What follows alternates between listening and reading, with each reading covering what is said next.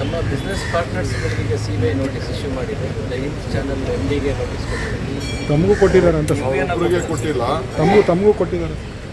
ಆಪ್ಕಾಮ್ಸು ನಮ್ಮ ಸಬ್ ರಿಜಿಸ್ಟ್ರಾರ್ಗಳು ಎಲ್ಲರೂ ಕೂಡ ಕೊಟ್ಟಿದ್ದಾರೆ. ಸರ್ಕಾರ ವಿಡ್ರಾ ಮಾಡಿದೆ. ಆದರೂ ಕೂಡ ಅವರು ಯಾವ ಲೆಕ್ಕಾಚಾರದಲ್ಲಿ ನೋಟಿಸ್ ಕೊಡ್ತಾ ಇದ್ದಾರೆ ನನಗೆ ಗೊತ್ತಿಲ್ಲ. ಅವ್ರು ಏನು ಬೇಕಾದ್ರೆ ಎಲ್ಲ ದಾಖಲೆಗಳು ಅವ್ರದ್ದಿದೆ, ದಾಖಲೆ ಏನಿಲ್ಲ. ಬಟ್ ಈ ಕೇಸಲ್ಲಿ ಈಗಾಗಲೇ ಗೌರ್ಮೆಂಟು ಏನು ಪರ್ಮಿಷನ್ ಕೊಟ್ಟಿದ್ದು ಅದನ್ನು ವಿಡ್ರಾ ಮಾಡಿದೆ. ಆ ಪ್ರಕಾರ ಎಲ್ಲ ದಾಖಲೆಗಳು ಕೂಡ ಈಗ ಅವರು ಲೋಕಾಯುಕ್ತರಿಗೆ ಹ್ಯಾಂಡ್ ಓವರ್ ಮಾಡಬೇಕು ಅನ್ನೋದು ನನಗೆ ಕಾನೂನಿನ ಜ್ಞಾನ. ನಾನೇನು ಲಾಯರ್ ಅಲ್ಲ, ಅದು ಕೂಡ ನನ್ನ ಕಾನೂನಿನ ಅರಿವಿನಲ್ಲಿ ನನಗೆ ಅರಿವಾಗ್ತದೆ.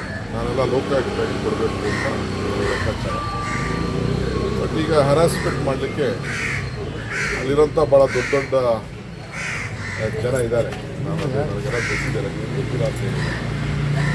ಅವ್ರೇನು ಬೇಕಾದ್ರೂ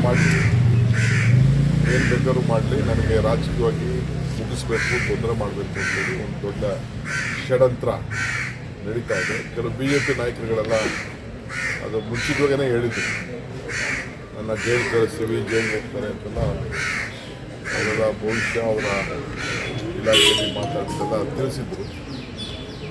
ಯಾರು ಏನೇನು ಮಾತಾಡ್ತಾರೋ ನಾನು ಅವ್ರಿಗೆಲ್ಲ ಕರೆದಿದ್ದೆ, ಬಲ್ಲರಪ್ಪ ಚರ್ಚೆ ಮಾಡೋಣ, ಸರಿಯಾದ ವೇದಿಕೆ ಮಾಡೋಣ ಅಂತ. ಎಲ್ಲ ದೊಡ್ಡ ಪ್ಲಾಟೇ ನಡೀತಾ ಇದೆ.